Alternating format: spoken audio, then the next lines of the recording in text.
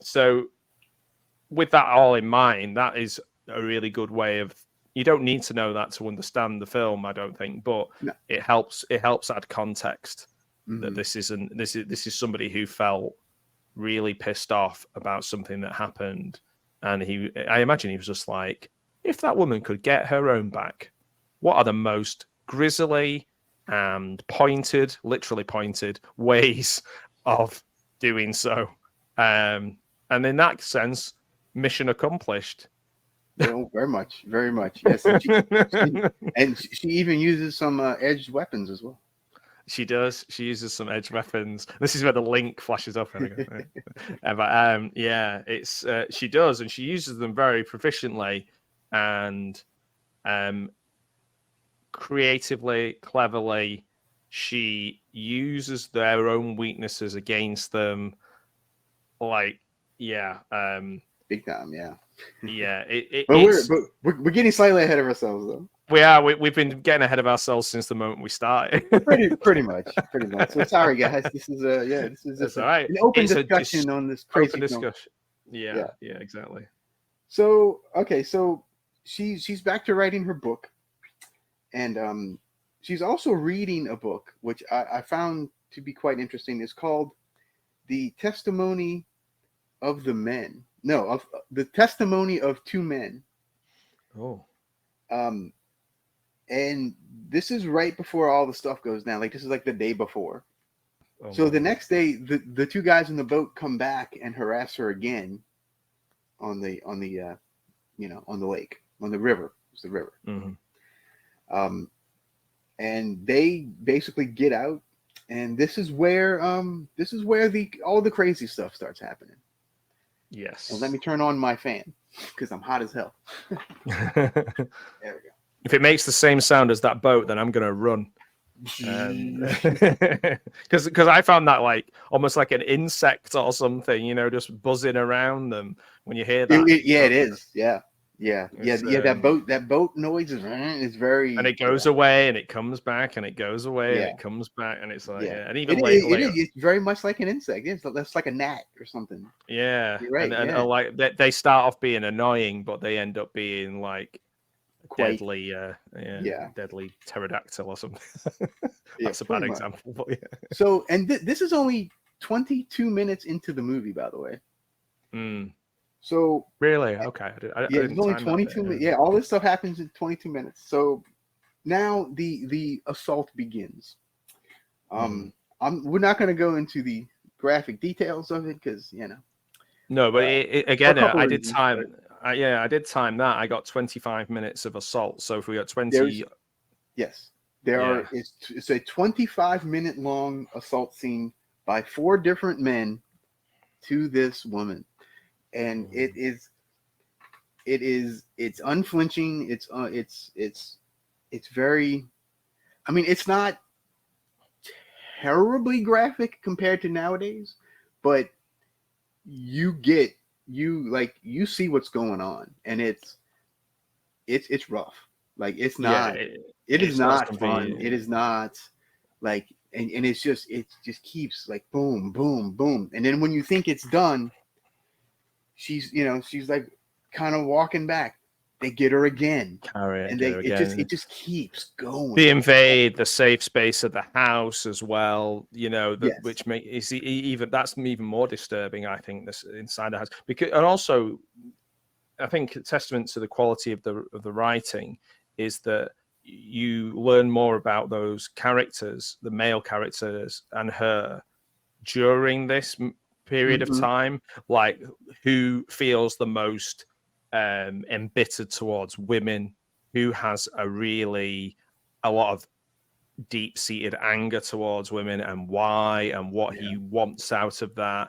And then obviously you learn more about Matthew and his personality and the things that he's conflicted with and what's going on with him. And the other two guys are kind of split to and fro between being absolutely horrible and then going, that's enough, we need to stop. Oh no, and then back to being terrible again, because they're easily led.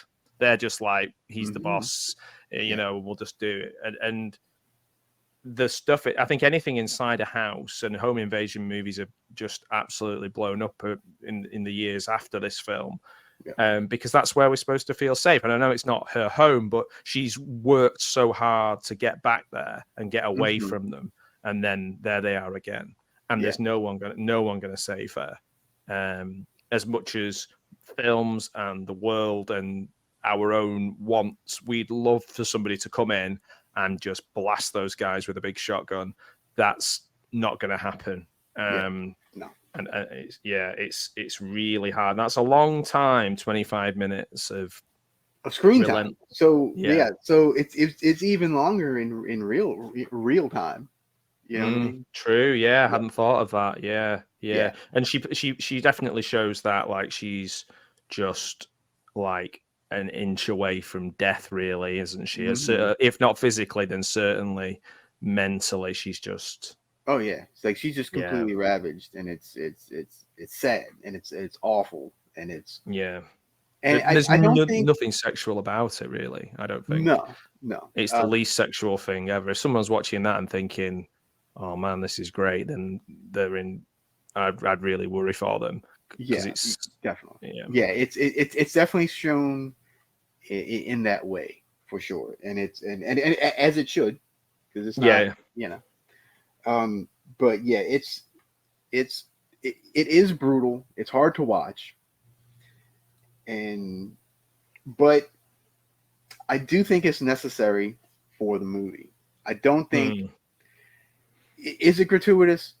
Yes, but I think it works within the context of the movie. Yeah, no, I agree. I think we need to see these characters in almost animals in the wilderness at their most, at their worst. Yeah, they are like they're like base animals. They've something has snapped inside them from that moment they got off that boat. That they may have never done anything like this. And I imagine they haven't, or had the opportunity to, I suppose. I guess that's the thing, isn't it? I don't know. It's everything's kind of come together in the opposite of a perfect storm, and it just happened, like bad. And they're not really decisions; they're just things that happen. Like I say, like an animal doesn't make a decision to like pounce on a lion, like on a gazelle or something. They just do it, and they've completely lost their humanity. And in order, like you say, in order for the film to work, they can't have any redeeming features, and they don't. They really don't. They fucking like I'm just like watching that and looking away, and then watching back and going, there needs to be some fucking revenge. Like I think I may have messaged you and said these guys need to fucking die. Yes, like, yes. That was it. I was like, they need to die. Like that's not how I am in my everyday life.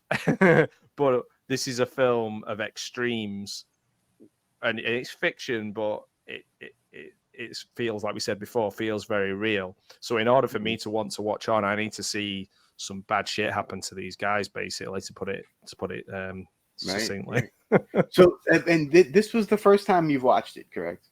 Yeah. So, so I had heard of it. Seen it before.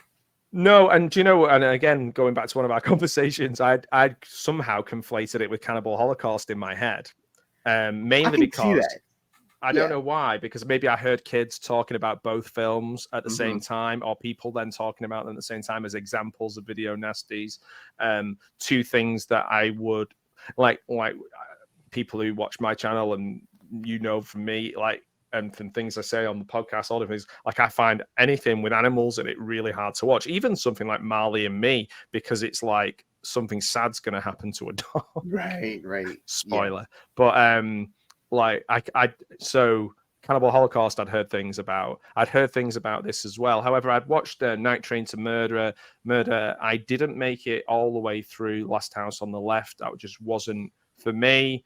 And from reading into it and listening to podcasts and watching interviews with Wes Craven, I don't think it was for him either. Like he wasn't that. He probably would have told me to stop at the moment I stopped it.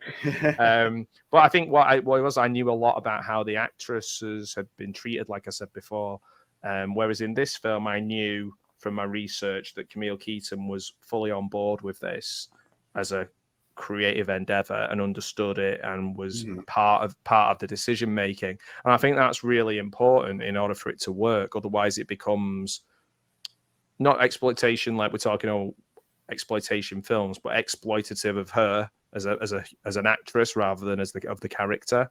Whereas in this, it's obviously it's probably not very pleasant for her acting this part, but I think she knew exactly what they were going for. She was involved, deeply in the film.